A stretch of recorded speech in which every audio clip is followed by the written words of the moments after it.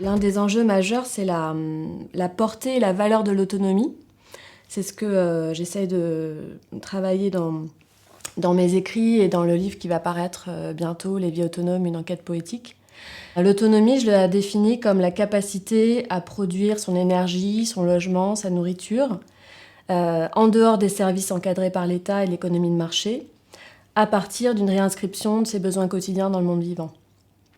Aujourd'hui, ce qu'on constate, c'est que cette espèce, l'ère de la potion magique des métaux et des fossiles, des énergies fossiles, qui nous a permis, comme le dit Jean-Marc Jancovici, de démultiplier notre capacité de transformation du monde, de la multiplier par 100, par 1000, cette ère, elle est en train de se refermer parce qu'on assiste à une décroissance des rendements qui rend de plus en plus compliqué de répondre aux demandes, aux commandes du système.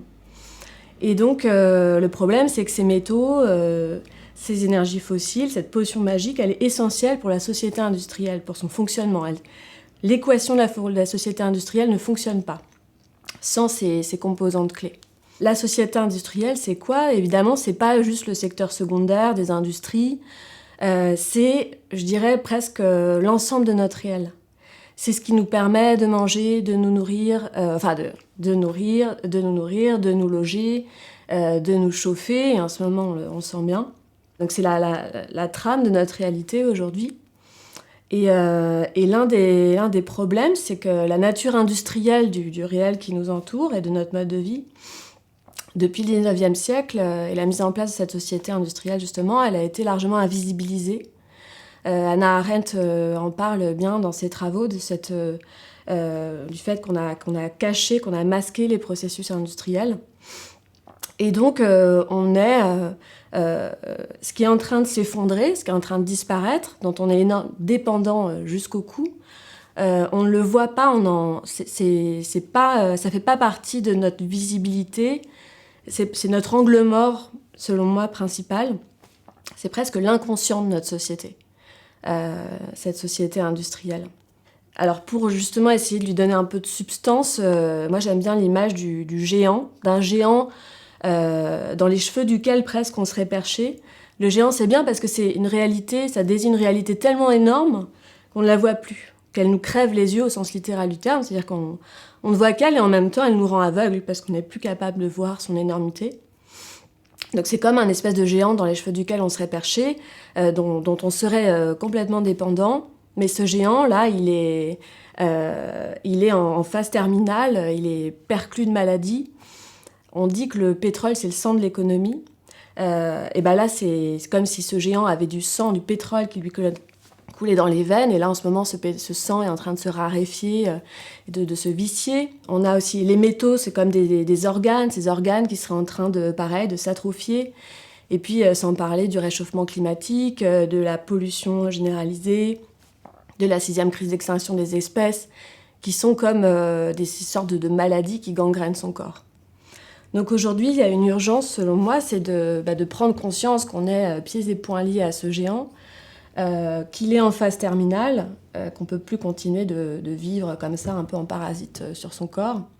Et donc il va falloir amorcer une sorte un exil de son grand corps de métal et de pétrole, amorcer une descente. On parle beaucoup de la descente énergétique. Là, c'est amorcer une descente au sens littéral du terme, de cette espèce d'énorme corps, méga machine dont on dépend, qui est plus capable de nous supporter. Et amorcer une descente vers quoi ? Pour remettre en place, réinscrire dans le vivant et remettre en place des politiques de l'autonomie aux différentes échelles du local.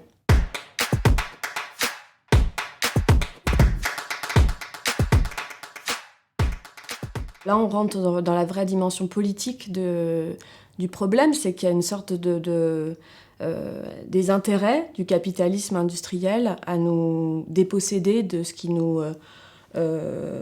fait notre quotidien et de ce qui nous permet de satisfaire nos besoins quotidiens. Cette invisibilisation, ça permet une appropriation des ressources, un extractivisme, ça permet de mettre en place une société de la consommation où on marchandise, à travers le 19e et 20e siècle, on a marchandisé progressivement tous les aspects de nos besoins, on en a créé de nouveaux. Et donc, je pense on invisibilise la dépendance. Alors, il y a bien sûr une servitude volontaire, mais il y a quand même une servitude involontaire dans le fait qu'on ne se rend pas compte à quel point nos corps même, ce qui permet de les faire fonctionner, sont dépendants de ce système-là. Donc il y a une illusion de liberté, et on a pu, grâce à ça, grâce à cette invisibilisation, on a pu construire le mythe de la société capitaliste qui libère les individus, qui libère leurs désirs, qui les rend heureux, qui les rend toujours plus forts, toujours plus hauts, toujours plus vite. Et ensuite, il y a un intérêt parce que ça invisibilise les dégâts monstrueux de ce système. Ce géant, j'en ai pas parlé, mais il se comporte aussi comme un enfant qui détruit tout autour de lui, qui détruit les écosystèmes, qui transforme les ressources en déchets et en capital. Et donc, on invisibilise ces territoires dévastés par l'extractivisme, par l'exploitation des ressources et des individus qu'on a concentrés dans des mégapoles. On les invisibilise, on en fait des marges, on braque le projecteur sur des lieux où l'énergie coule toujours plus vite, toujours plus fort, et la consommation pareil. Ce qui fait que, par exemple, pour les métaux, on ne se rend pas compte que le numérique, ça dépend de métaux qui donnent un corps très matériel au numérique, qui donnent des territoires dévastés, des mines avec des écosystèmes ravagés.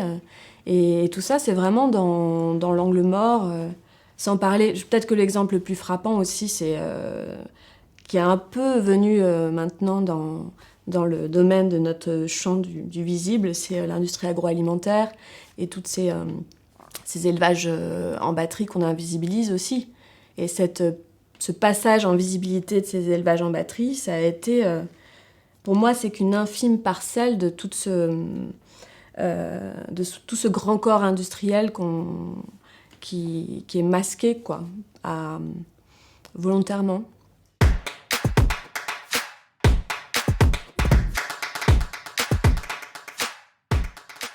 Face à cette déchéance-là du corps industriel, ces destructions et cette déchéance, le fait que de toute façon, son métabolisme ne peut pas continuer à fonctionner. L'autonomie, c'est l'inverse en fait du retour à la bougie dont on nous parle très souvent, en lien avec l'autonomie et les modes de vie autonomes. C'est l'inverse d'une espèce de spectre primitif qu'on agite, puisque pour moi, ça permet de renouer avec 3 choses très importantes.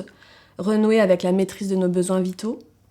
Je parlais d'échelle, donc à plusieurs échelles, mais aux échelles du local, aux échelles de la maison autonome, aux échelles du village, des villages autonomes, et à l'échelle de biorégions, de bassins versants, qui sont pour moi les biorégions, les grandes entités politiques pertinentes pour demain, pour des sociétés résilientes et post-thermo-industrielles.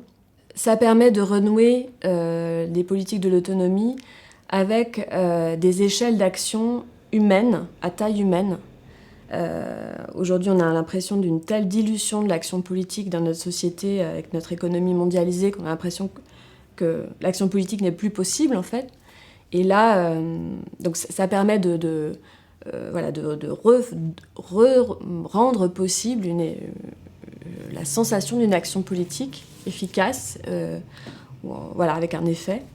La maîtrise des besoins vitaux, c'est aussi la possibilité de se réapproprier un vrai pouvoir politique, puisque le vrai pouvoir politique, pour moi, il repose justement sur cette maîtrise des besoins vitaux. Quand on a les leviers clés de la société, et là on le voit bien en ce moment avec la crise énergétique et Poutine qui ferme les robinets, et voilà.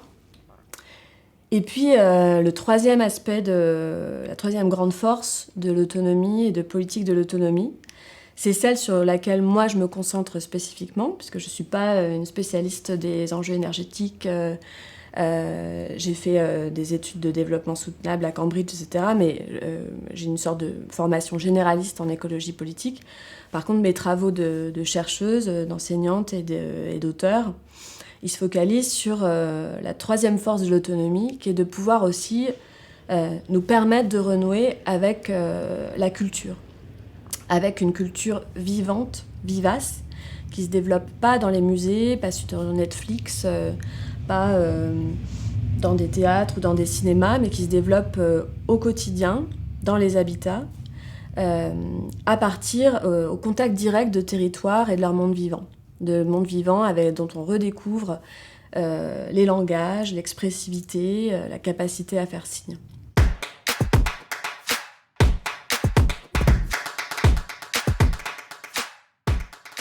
Le livre qui va sortir bientôt, Les vies autonomes, une enquête poétique, c'est un livre et une enquête, justement, comme le dit bien son titre, sur des lieux et des modes de vie autonomes à partir du point de vue de leur pouvoir poétique.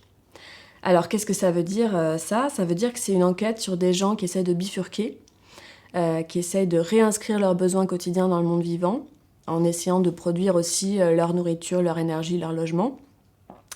Et donc ces modes de vie, ces lieux qu'on peut appeler autonomes ou en quête d'autonomie, je les observe sous un angle un peu particulier, qui n'est pas un angle qu'on pourrait dire classique, sociologique ou technique, puisque j'essaie de voir ce que ces façons de vivre ouvrent comme signe, comme image, comme matière poétique nouvelle, comment ils nous transforment de manière intime, de manière sensible, et notamment comment ils transforment nos façons de faire signe et sens du monde.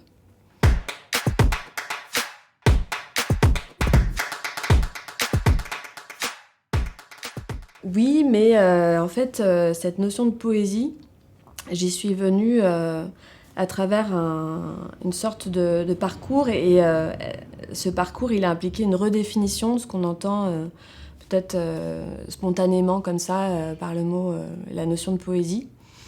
En fait, moi-même, j'avais commencé, comme un certain nombre de gens de ma génération, je pense, et de la nouvelle, à essayer de bifurquer, à essayer d'expérimenter d'autres modes de vie.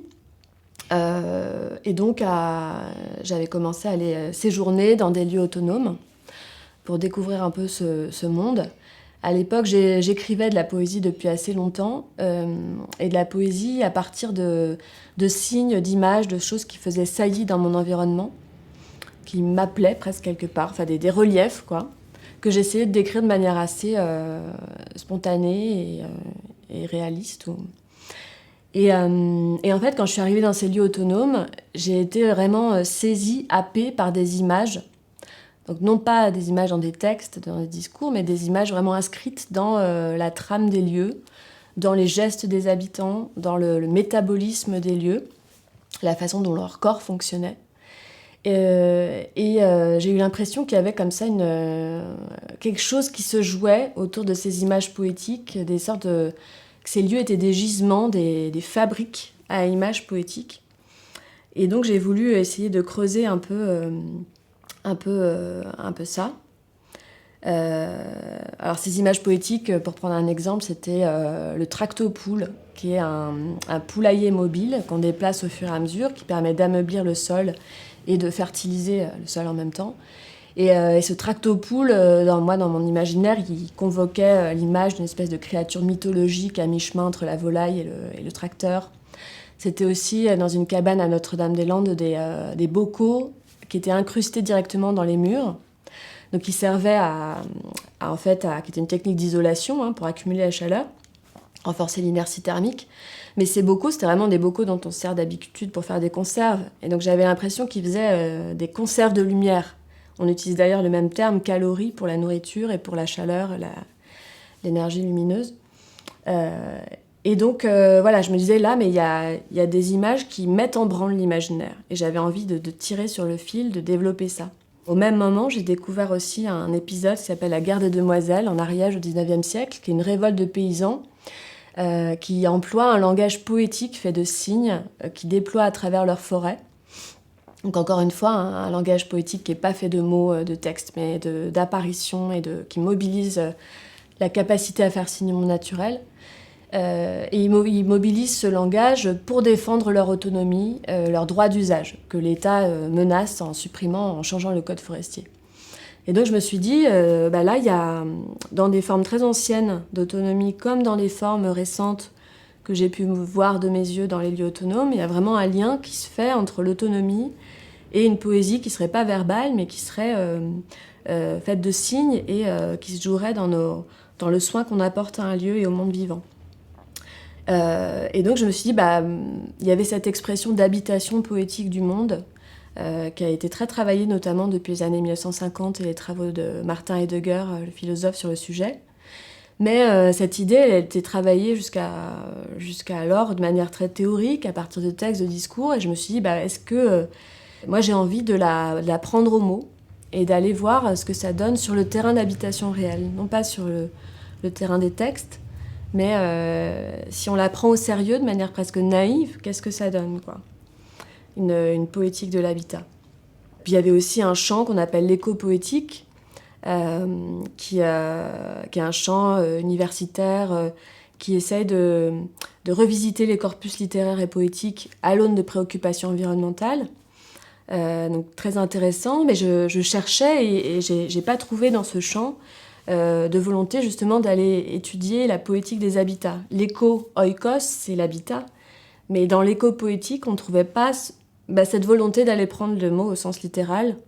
Et ça restait très intéressant, mais un travail à partir de textes de discours. Donc moi, je me suis dit que j'avais envie de transporter ça sur le terrain des pratiques, des habitats. Voilà.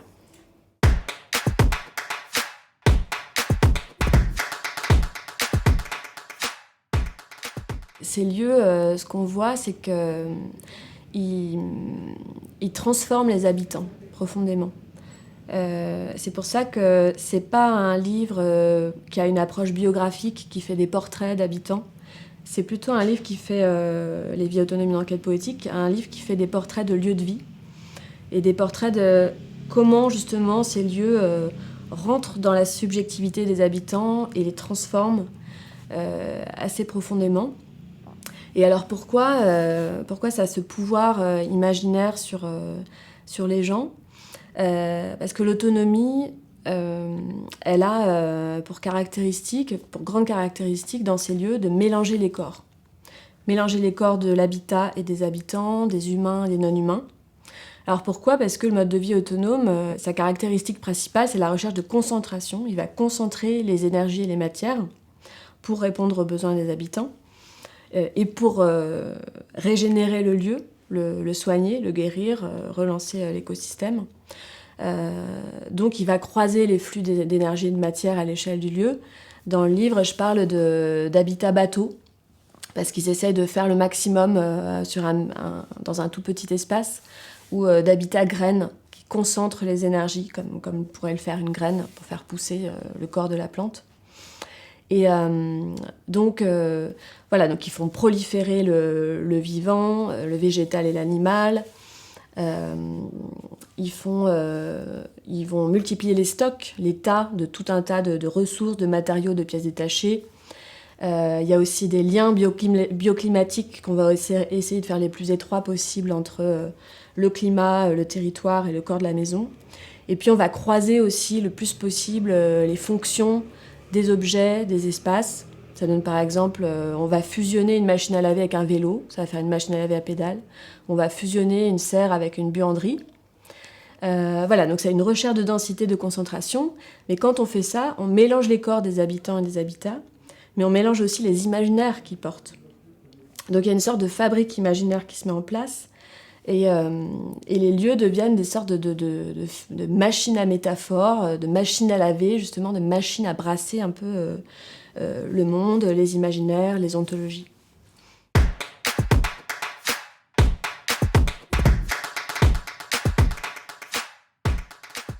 Alors l'artificiel, en fait, non, il s'en éloigne pas dans la mesure où, au contraire, il re-rentre complètement dans la fabrique des choses. Mais c'est pas un artificiel industriel, c'est un artificiel autoproduit, artisanal, bricoleur. En fait, il y a une espèce de myriade de thèmes qu'on peut utiliser pour décrire leur façon de faire, parce que c'est un peu de tout en même temps. C'est un peu de l'art, c'est un peu du bricolage, c'est un peu de l'ingénierie, c'est un peu de l'artisanat, j'ai dit. C'est un peu de la technique des low-tech, ce qu'on appelle les low-tech ou basses technologies. C'est un peu de tous ces gestes à la fois, qui sont des gestes de fabrication d'artefacts. On rentre dans une fabrique, dans une transformation de la matière. Mais c'est un rapport au fer particulier. Et moi, j'ai utilisé une notion qui est très utile pour qualifier ce rapport au fer, c'est la notion de poiesis. Et ça fait partie aussi des raisons pour lesquelles je suis rentrée dans ces habitats par l'angle du poétique. C'est quand on va faire un peu l'archéologie du terme poésie, ce qu'on voit, c'est qu'en Grèce préclassique, avant Homère, ce terme, il désignait pas un maniement du verbe et des mots, il désignait la transformation de la matière, donc le geste même de l'artificiel. Mais à l'époque, forcément, des gestes de fabrication qui étaient beaucoup plus artisanaux et low-tech, forcément. Et puis, il désignait aussi ce geste, la poiesis, la façon qu'avait la matière de se transformer elle-même. Donc le faire naturel. Donc c'était une sorte de terme qui venait englober l'artificiel et le naturel, venait travailler à la jonction des deux. Et la poiesis, par exemple, ça pouvait être la fabrication du miel par les abeilles, la naissance d'une étoile, l'efficacité d'un remède, les céréales qui poussent. Voilà. Donc, donc les habitants, ils reviennent dans un rapport au fer qui est vraiment hybride par rapport aux formes du fer qu'on connaît, qui est tellement hybride que moi, je dis qu'on peut pas il n'y a pas d'intérêt à vouloir le placer dans une catégorie, que c'est plus intéressant justement de mobiliser ce terme assez riche et englobant et non dualiste de la poiesis pour le décrire. Et d'autant plus que ces gestes, ils se situent vraiment au point de suture entre les corps des habitants et des habitats. Je l'ai dit, ils s'insèrent dans un mode de vie qui mélange les corps. Alors par exemple, c'est Zéphyr à Tréfonde, qui est tailleur de pierre. Sa spécialité, c'est le tuffeau, donc il va sculpter le tuffeau, la roche calcaire. Mais il est aussi masseur et il pratique un type de massage qui s'appelle le sculpting massage, qui vient sculpter les amas calciques cachés sous les chairs. Ces statues de calcaire qu'on a cachées sous les chairs. Donc il a une pratique de la sculpture qui travaille vraiment à l'articulation, à la jonction entre les corps de son habitat, puisqu'il vit dans un habitat de tuffeau, et les corps des habitants. Autre exemple de ce fer à la fois très artificiel, dans le sens c'est un vrai fer de transformation de la matière, mais qui mélange les corps et qui du coup est poétique et vient se frotter avec le fer naturel, c'est Sylvie à Cantoyourt, qui elle était couturière et qui est passée de la couture de vêtements à la couture de patchwork, à la couture de yourte, et finalement à la couture de forêt entière, parce qu'elle vit dans une forêt dans les Cévennes, qu'elle a envahie de bouts de tissu, de guirlandes, de fanions, de ribambelles textiles, d'installations textiles. Et donc elle aussi, là, elle coud vraiment ensemble les corps des humains et des non-humains, et elle les inclut presque dans un grand tissu, quoi.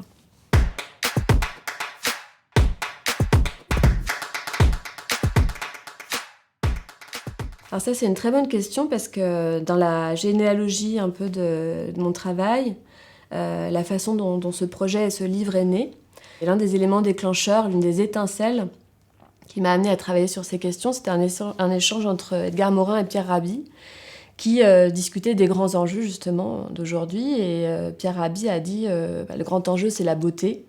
Et Edgar Morin a renchéri, il a dit non, pour moi, c'est la poésie. Et la beauté, elle est importante et les habitants m'en ont parlé de nombreuses fois. C'est venu de nombreuses fois dans le discours quand on convoque la poésie. En plus, c'est une notion qui arrive spontanément. Mais je dirais qu'en fait, c'est pas l'enjeu central. D'abord parce que c'est un certain type de beauté qui est caractéristique des lieux autonomes et de ses modes de vie. C'est pas une beauté contemplative, c'est pas une beauté esthétisante, c'est pas une beauté qu'on va chercher à séparer du mode de vie, du quotidien, de l'ordinaire, et à contempler comme ça, et à en faire un objet esthétique. C'est plutôt une beauté qui surgit dans le mouvement de la vie ordinaire, de la satisfaction des besoins, du mode de vie. Et Henri Thoreau, dans Walden ou La vie des bois, en parle, lui, Henri Thoreau qui écrit sur le mode de vie autonome. Lui, il dit que la beauté dans ce mode de vie, elle pousse. Il dit « it grows » à partir des nécessités de la vie. Voilà, donc elle n'est pas recherchée pour elle-même, c'est une beauté organique qui pousse, qui croît comme un tissu vivant à l'intérieur d'un corps, du corps des écosystèmes, du corps des habitants, du corps des maisons. Donc voilà, premier aspect. Autre aspect, c'est que, en fait, quelquefois, c'est toutes les formes et les dispositifs et les lieux que génèrent ces modes de vie, quelque part, ils sont loin d'être beaux, ou ils sont mélangés à des formes de laideur, à des formes de désordre, à des formes de saleté. Si on prend l'exemple du jardin permacole, c'est un jardin qui croît en verticalité, où tout pousse en même temps, qui peut faire, pour plein de gens, qui peut faire figure d'un vrai fouillis, d'un vrai désordre, d'un vrai bazar. C'est un jardin où se multiplient les tas. On va entasser des tas de bois, parce qu'on fait des provisions, parce que ça peut toujours être utile. Donc là encore, les canons esthétiques sont un peu bouleversés.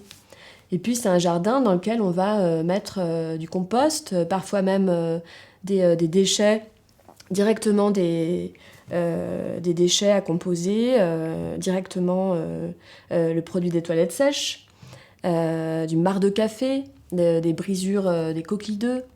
Donc là encore, on est loin du jardin à la française. Et puis, l'esthétique de ces habitats, en fait, ce qu'on voit beaucoup, c'est une esthétique multifacette. Donc justement, dans la prolifération, le fouillis, plein de facettes, plein de couleurs, plein de formes. Et ça, l'anthropologue Alfred Gell dit que ce qui est comme ça multifacette, ça a pour effet de captiver celui ou celle qui regarde, d'enchaîner celui ou celle qui regarde. Ça offre une résistance, en fait, il y a quelque chose qu'on ne comprend pas, et du coup, ça crée un effet d'attachement, ça crée un effet d'enchantement.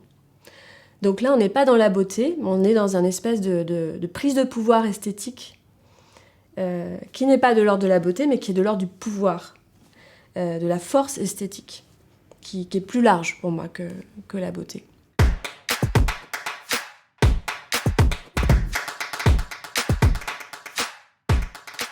Ouais, mais même pour les habitants qui y vivent, donc qui sont plus dans la surprise, enfin on pourrait le penser, y a un effet de capture, d'attache, ce qui fait que le lien est rendu plus fort et l'idée de se défaire de cet habitat ou qu'il disparaisse est intolérable. Et ça, on le voit très bien par exemple à la ZAD de Notre-Dame-des-Landes, qui fait partie des lieux que j'ai étudié. Il y avait cette espèce de relation très forte, esthétique, émotionnelle, existentielle avec les habitats, ce qui fait que même s'ils étaient détruits, on les reconstruisait. Parce qu'il y avait une attache presque invisible, très forte, avec ces lieux. Et puis le rapport à la beauté, le dernier point, c'est qu'en fait, dans ces lieux, ce qui est le plus important de tout, c'est ce qui va nourrir. C'est pas la capacité à être beau, c'est la capacité à nourrir, et à nourrir sur l'ensemble des plans de l'existence, à nourrir sur le trait métabolique, le trait physique, nourrir sur le sensoriel, nourrir sur le sensible, et nourrir sur le plan du sens, du poétique. Un jardin, par exemple, ça va apporter de la nourriture très physique, ça va nourrir les sens, l'odorat, le toucher, la vue. Ça va donner des nourritures sensibles, des présences, une sorte de monde qui nous fait signe. Et puis une nourriture de sens, puisque justement c'est une sorte de microcosme qui donne corps à une espèce de cosmologie et un tissu d'être vivant qui donne un sentiment d'appartenance. Un exemple, je sais pas, il y a cette image que j'aime beaucoup de la poule couveuse de livres. Dans un habitat, c'est une poule qui avait été traumatisée, rescapée d'un massacre par le renard, qui avait pris l'habitude d'aller dormir chez un maraîcher, de rentrer dans son salon et de se percher, c'est bien parce qu'on est dans une bibliothèque en plus, de se percher en haut de la bibliothèque pour pas que le renard l'attrape. Enfin, elle passait toutes ses nuits comme ça. Et donc il y a cette image d'une poule couveuse de livres presque, de livres qui seraient des œufs, d'œufs qui seraient des livres. Et là, on n'est pas dans une beauté visuelle à proprement parler, une beauté esthétique, mais en fait, on est dans une image poétique qui fait se rencontrer le sensible, une manifestation sensible dans le quotidien comme ça, et un sens, puisqu'il y a une espèce de collision comme ça qui se crée entre les œufs, les livres, qui crée un sens nouveau, une espèce de déflagration comme ça, sémantique, poétique. Et la beauté des lieux autonomes, c'est pour ça c'est presque une beauté qu'on pourrait qualifier d'ontologique.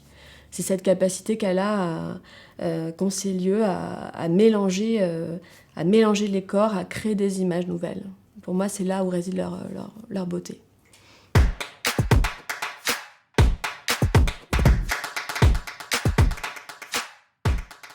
Oui, créateur de sens, de perspective. Pour moi, donc il y a cette créateur de sens au niveau, j'ai dit, de maîtrise de besoins fondamentaux, de besoins vitaux. Créateur de sens au niveau d'une action politique possible qu'on retrouve, parce que cette maîtrise des besoins vitaux, pour moi, c'est le fondement du politique. Créateur de sens parce qu'il y a une espèce de culture vivante, poétique, organique, vernaculaire qui se remet en place. Mais le sens, il y a un sens encore plus profond que je vois à ces cultures vernaculaires qui se remettent en place. Culture vernaculaire, c'est quoi? C'est le mot vernaculaire, on l'utilise pour les habitats, des habitats vernaculaires, on l'utilise pour des langues vernaculaires. Mais une culture vernaculaire, c'est une culture qui refait de la langue un habitat et de l'habitat une langue. Ou plutôt un langage, puisque c'est des langages de signes, pas des langages de mots, pas forcément. Il y a par exemple Sylvie qui dit « Ma culture, c'est ma forêt ». La forêt brodée dans laquelle elle vit, là, et ben voilà, ça devient sa culture tout entière. Donc une culture vernaculaire, poétique. Mais le sens encore plus profond que je vois dans la remise en place de ces cultures, c'est qu'elles sont pas... On a beaucoup tendance, dans le discours mainstream ou le discours politique d'ailleurs, à faire des habitats autonomes et de leur mode de vie des anecdotes ou une affaire de marginaux, une affaire d'excentriques. Alors que pour moi, et pas seulement pour moi d'ailleurs, mais quand on regarde l'histoire de notre pays et de l'Occident en général, ces modes de vie autonomes et leur culture vernaculaire, c'est en fait la pointe émergée d'un iceberg. Si on élargit la focale, qu'on se réinscrit dans un temps beaucoup plus long, ces modes de vie autonomes et leur culture vernaculaire, c'était le fondement de notre société. C'était la norme. Pourquoi ? Parce qu'avant que la société industrielle se remette en place, et même encore jusqu'au XXe siècle, jusqu'en 1945, nos économies, elles étaient locales. Nos sociétés étaient rurales, paysannes. En 1845, par exemple, 75% de la population française était paysanne. Et jusqu'en 1945, la France est décrite par les historiens comme un pays de petits paysans libres, attachés à leurs terres. Et nos cultures, justement, si on se détache un peu du grand récit national, du grand récit qu'on se raconte à nous-mêmes, d'une France cartésienne, d'une France de grands ingénieurs, grands fonctionnaires, grands artistes ou quoi, nos cultures, les cultures populaires, c'était des cultures vernaculaires, c'était des cultures qui, bien sûr, qui étaient influencées par le christianisme, mais le christianisme avait amené avec lui énormément de syncrétisme et de culture païenne et de culture locale qu'il avait digéré et intégré dans ses traditions. Donc c'était des cultures qui étaient formées au contact des territoires, au contact des mondes vivants, de leur langage, de leur expressivité, de leur capacité à générer des présences merveilleuses. Juste un exemple, les paysans bretons, ils avaient cette habitude de jamais faucher un champ en entier. Ils laissaient toujours une partie en friche, parce qu'ils disaient que les fées aimaient se reposer dans l'herbe. Alors évidemment, c'est une pratique écologique, qui a un sens au niveau environnemental, mais elle avait ce sens profond, culturel, chez eux, quoi. C'était pas juste une technique. Voilà, donc le sens profond, en fait, c'est pour moi, de ces cultures, c'est à l'inverse de l'anecdote ou de la marge, c'est de nous permettre d'infléchir la vision qu'on a de nous-mêmes, le grand récit qu'on se fait sur notre identité nationale, et puis même notre identité d'occidentaux. Mais il n'y a pas seulement... Il y a du sens, mais il y a aussi une amertume ou des enjeux plus sombres dans ce sens-là. C'est que ces modes de vie autonomes et ces cultures vernaculaires et poétiques, elles n'ont pas disparu. On n'est pas sorti de ce modèle parce que il y aurait eu, comme on le raconte souvent, une lassitude ou l'appât du gain ou les grandes sirènes de la modernité. On est sorti de ce modèle, comme les historiens par exemple Christophe Bonneuil et Jean-Baptiste Fressoz nous le rappellent, non pas sans conflictualité, non pas sans résistance, mais parce qu'il y a eu un arsenal, un ensemble de politiques étatiques, capitalistes, extractivistes, qui sont venus pour organiser de manière méthodique la disparition des alternatives, en fait.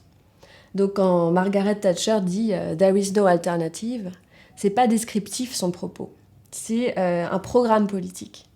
Le programme du capitalisme industriel, thermo-industriel, productiviste, c'était de faire en sorte qu'il n'ait plus d'alternative à son modèle. Donc il y a eu ces politiques de suppression des communs, de suppression des droits d'usage, de suppression de l'agriculture traditionnelle, polyculturelle, de démembrement, de destruction des cultures, ce qui fait qu'on peut assimiler ces politiques et ce grand mouvement d'industrialisation, quelque part, à une colonisation.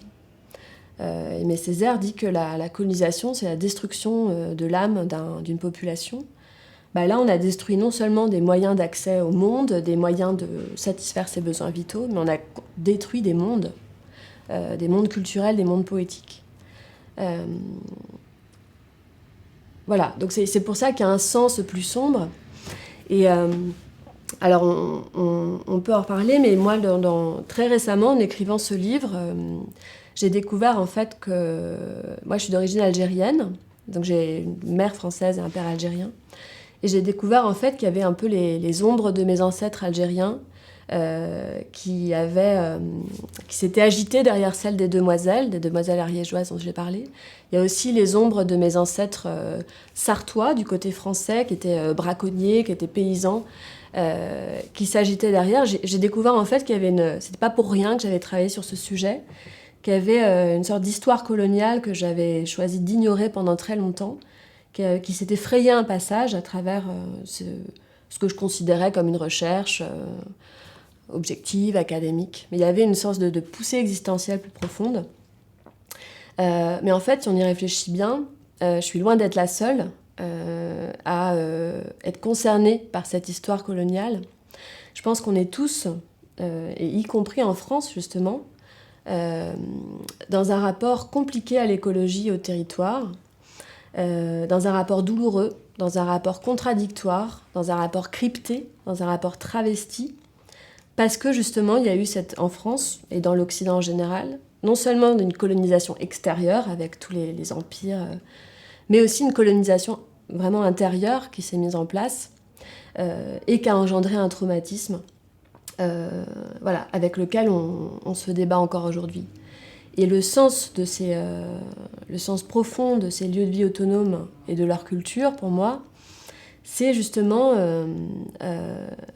de venir un peu exhumer cette histoire, de venir mettre à jour un lien organique, vernaculaire au territoire qui a été enfoui, qui a été invisibilisé, qui a été détruit, et de venir mettre à jour ce qui a été l'un des leviers sur lequel le capitalisme, pour s'installer, est venu travailler, ce qu'il est venu détruire pour pouvoir mettre en place l'extraction des ressources. Voilà. Et pour moi aussi, ce lien organique et poétique au territoire, il est très important parce que c'est ce qu'il faut justement remettre en place si on veut faire obstacle et combattre ce capitalisme productivisme et mettre en place des politiques d'autonomie.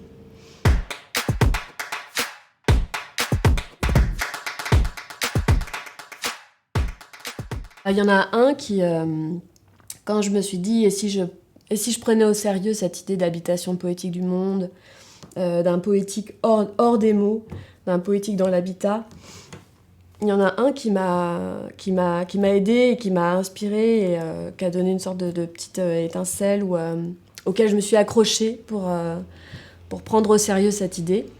C'est Henri David Thoreau qui, donc dans Walden ou La vie dans les bois, a écrit à un moment Et si et si les êtres humains fabriquaient de leurs propres mains leur demeure et se procuraient honnêtement de la nourriture pour eux-mêmes et les leurs, qui sait si la faculté poétique ne se développerait pas universellement, tout comme les oiseaux qui chantent lorsqu'ils font ces choses.